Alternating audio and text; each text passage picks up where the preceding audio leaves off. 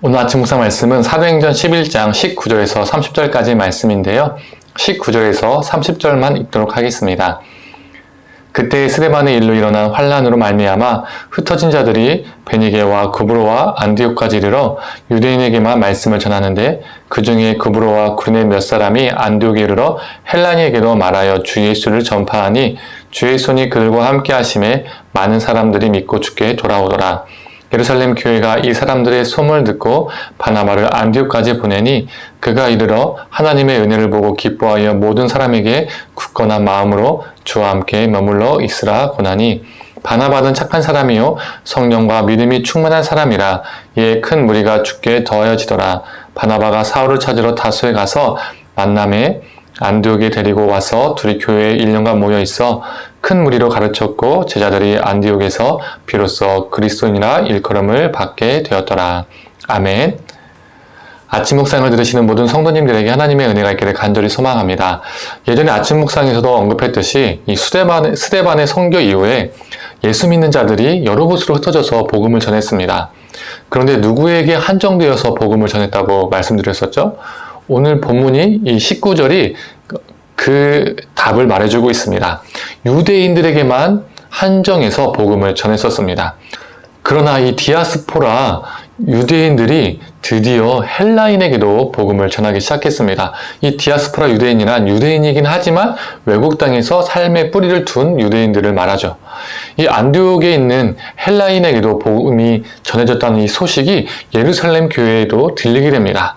이 예루살렘 교회가 어떤 조치를 취하게 되었을까요?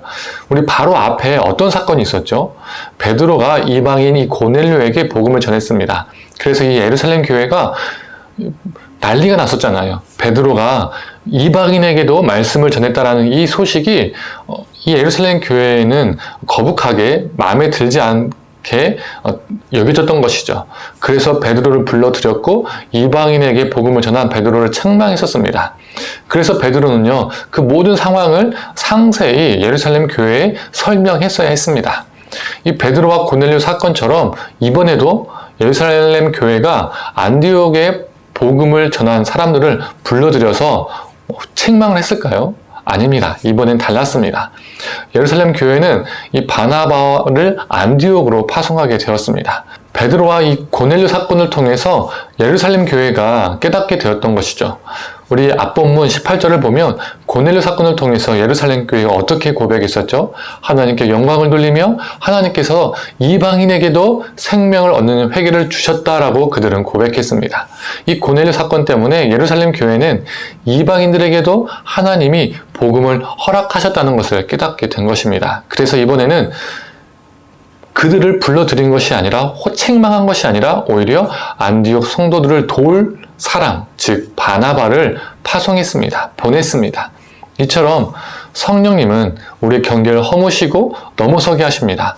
초대교회는 이렇게 자신의 경계와 벽을 넘어서고 있는 거예요. 이때 바나바는 혼자 간 것이 아니라 누굴 데리고 가죠? 다소에 있는 바울도 함께 데리고 안디옥에 갔습니다. 1년간 바나바와 바울은요, 안디옥 성도들을 말씀으로 가르쳤습니다. 그리고 신약성경 처음으로 어떤 단어가 나오죠? 바로 그리스도인이라는 단어가 오늘 본문 11장 26절에 처음으로 등장하게 됩니다. 그리스도인이란 뜻은 그리스도를 추종하는 자, 그리스도를 따르는 자라는 의미를 가지고 있습니다. 안디옥에 믿지 않는 사람들이 봤을 때 그들이 유대교 사람들과 같아 보였다면 이런 별칭이 붙지 않았을 겁니다. 그런데 사람들이 봤을 때 안디옥 성도들이 유대인의 그 유대교와 달랐기 때문에 이러한 이런 별칭이 붙여진 것이죠. 이 별칭이 그 당시에는요, 그리 긍정적으로 쓰였던 것은 아닙니다. 우리나라가 과거에 예수 믿는 사람들을 어떻게 불렀었습니까? 예수쟁이라고 불렀던 적이 있었죠. 바로 이런 뉘앙스로 예수 믿었던 사람들을 그리스도인이라고 그 당시 사람들이 불렀습니다. 그 당시에 예수 믿는 자들이 소수였고 예수의 복음은 낯선 것이었기 때문에, 그리고 뭔가 유대교랑은 달라 보였기 때문에 붙여진 이름, 별칭이었죠. 중요한 것은 그들의 정체성이 달라 보였기 때문에 새로운 이름이 붙여졌다는 것입니다. 안디옥 성도들이 스스로 붙인 것이 아니라 믿지 않는 사람들에 의해서 이 이름이, 이 별칭이 만들어졌다는 것이죠. 삶의 방식, 언어, 행동이 다른 사람들과 같아 보였다면 이러한 새로운 이름을 얻지 못했을 겁니다. 새로운 이름으로 그들은요, 불리지 못했을 겁니다. 이게 우리에게 무엇을 말해줄까요? 우리 그리스도인은 다른 정체성을 가지고 사는 사람들입니다. 똑같은 사고와 똑같은 방식으로 세상을 살아가는 사람들이 아닙니다. 우리는 말과 행동이, 삶이 다른 사람과 달라야 합니다. 세속의 가치를 똑같이 추구해서는 안 되죠. 지금 우리 한국교회가 세상으로부터 부정적인 이미지가 강한 이유가 예수를 믿는다고 하는데 안 믿는 사람들과 전혀 다를 것이 없어 보이기 때문입니다. 성도님들, 2000년 전 초대교인들이 그리스도인이라고 불렸다면, 과거 우리 믿음의 선배들이 예수쟁이라고 불렸다면 우리는 그리스도인답다, 예수쟁이답다 이렇게 불리길 소망합니다. 그리고 세상을, 이웃을 선하게 섬기는 우리가 되기를 원합니다. 오늘 본문 속에서도 안디옥 교회는 거의 일면식도 없는 예루살렘 교회를 섬깁니다. 안디옥을 방문했던 아가보라는 사람이 예루살렘에 기근이 있을 것이다 라고 말해주었죠. 그리고 실제로 로마의 4대 황제였던 글라우디오 시대 때에 심한 기근이 계속되었습니다. 그때 안디옥 교회는 예루살렘 교회를 하나님의 사랑으로 섬깁니다. 외면치 않았습니다. 예수를 따르는 사람들이었기 때문에 예수의 사랑을 전하는 자로 살았던 안디옥 성도들처럼 우리도 예수님을 따르는 사람이기 때문에 그리스도인답게 살아가기를 원합니다. 예수님의 복음과 사랑을 전하는 저와 성도님들 되기를 간절히 원합니다. 함께 기도하겠습니다.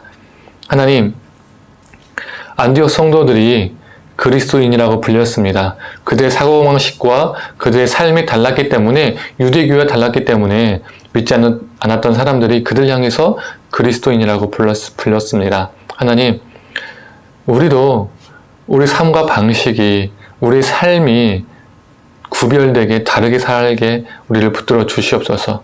그래서 세상이 우리를 바라볼 때에 너희들이 다른 것이 무엇이냐라고 말하는 것이 아니라, 아, 그들은 참 다르다, 그들은 참 정체성이 다르다 라는 것을 우리가 삶으로 느끼게 하여 주시옵소서.